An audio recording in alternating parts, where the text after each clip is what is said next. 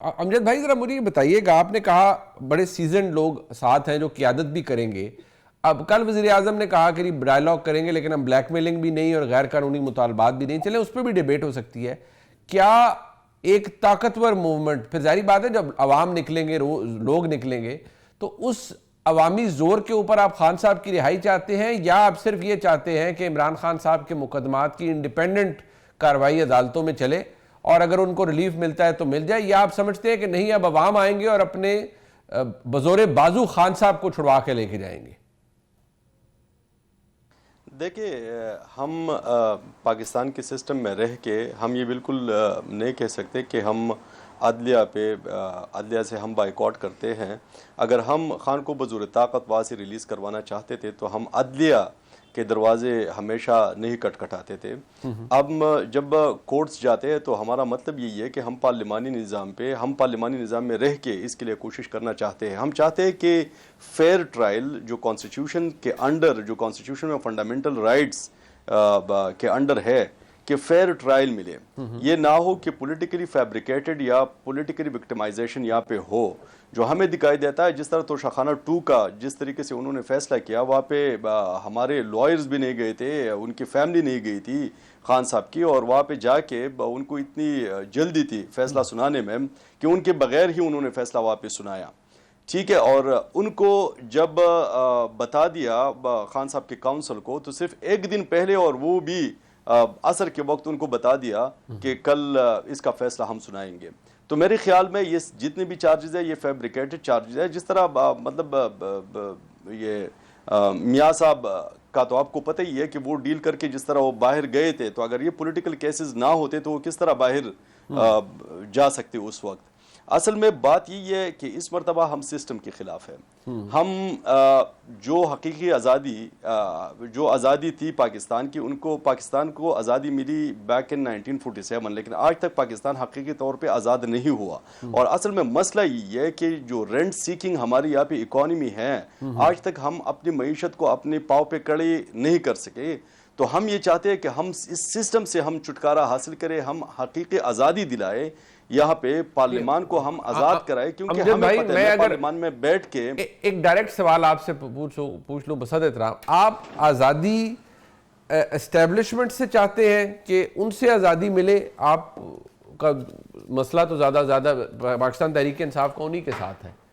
دیکھیں، پاکستان جو ایک سٹیٹ، پاکستان کی ریاست جو بنی ہے، یہ ایک سیکیورٹی سٹیٹ ہے 1947 سے لے کے آج تک.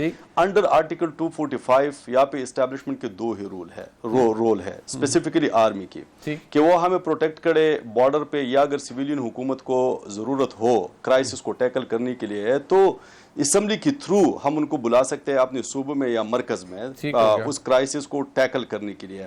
اس کے علاوہ اکانومی آج تک ہم کھڑے نہیں کر سکے، یہ صرف اسی وجہ سے کیونکہ اس میں بہت سارے ایسے سٹیک ہولڈرز انوالو ہے جو معیشت کو اپنی طرف وہ ٹلٹ کرتے ہیں.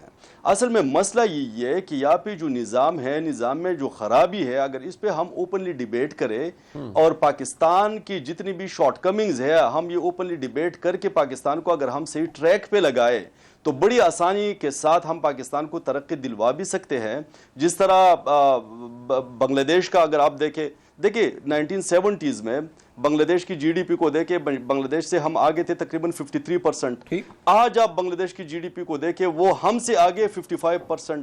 اس وقت انڈیا سے ہم آگے تھے 70%، آج انڈیا ہم سے آگے ہے 70%.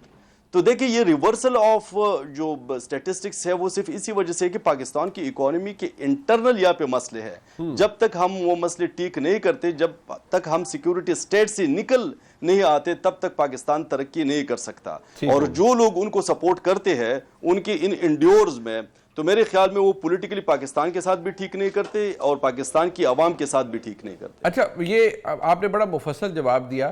اب ظاہری بات ہے بہت سی چیزوں کو ملحوظ خاطر رکھتے ہوئے اس کے اوپر بہت کوئی اوپن ڈیبیٹ تو ہو نہیں سکتی، لیکن صرف میں اتنا عرض کروں گا کہ یہ بات آپ نے جو کی ہے ان کے اندر ان دلائل میں بڑا وزن ہو سکتا ہے اور یقینی طور پر ہے. لیکن آپ وہ کہتے ہیں نا لیڈ بائی ایگزامپل ہوتا ہے. جب آپ کا دور تھا ان میں سے کسی ایسے، کیونکہ جو قومی معاشی کمیٹی تھی اس وقت میں اس وقت کی فوجی قیادت کو خان صاحب نے شامل کیا، اس وقت بہت کچھ ایسا ہوا جس کو باقاعدہ طور پر اس وقت کی اسٹیبلشمنٹ نے، فوجی قیادت نے پیٹرنائز کیا. تو کیا ہی اچھا ہوتا کہ اس وقت ان چیزوں کا آغاز ہوتا تاکہ آپ ان کو مورد الزام ٹھہرا سکتے جو آج حکومت میں ہے. لیکن ایسا نہیں ہوا، اور اس دور میں جو کچھ ہوا وہ بھی، اس کی بھی مثالیں قائم ہوئیں.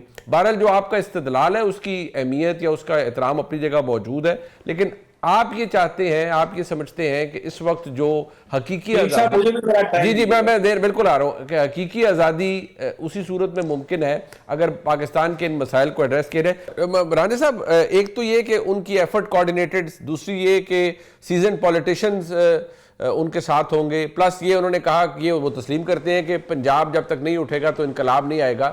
وہ اب پنجاب کو اٹھائیں گے. پنجاب کے اندر حکومت آپ کی ہے جسے وہ تسلیم نہیں کرتے، لیکن آپ کا بھی بریڈنگ گراؤنڈ پنجاب ہی ہے مسلم لیگ نون کا، آپ بھی بڑا ہیویلی ریلائی کر رہے ہیں.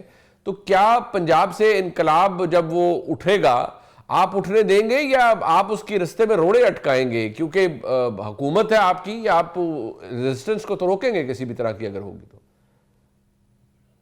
بسم اللہ الرحمن الرحیم. منیب صاحب بہت شکریہ اپنے پروگرام میں انوائٹ کرنے کا.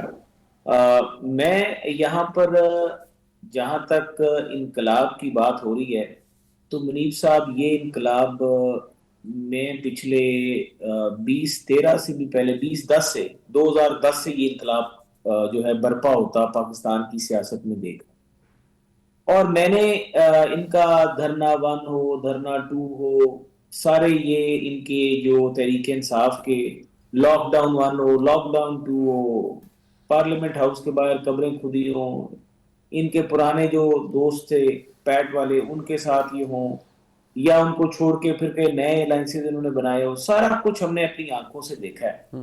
اور اس کے بعد ہم نے ایک چیز ضرور دیکھی ہے کہ جب ہم نے یہ سارے انقلاب، یہ ساری ایکٹیویٹی دیکھ کے ہم نے جب خیبر پختونخوا کی معصوم اور بھولی عوام کے مسائل کی طرف دیکھا ہے تو یقین کریں دکھ اور تکلیف ہوئی کہ بھلے آپ انقلاب لے کر ضرور آئیں. آپ کہتے ہیں کہ ہم جی ڈی پی جو ہے وہ ملک کی خراب ہو رہی ہے، آپ کہتے ہیں یہاں پر ان امپلائمنٹ ہے وہ خراب ہو رہی ہے.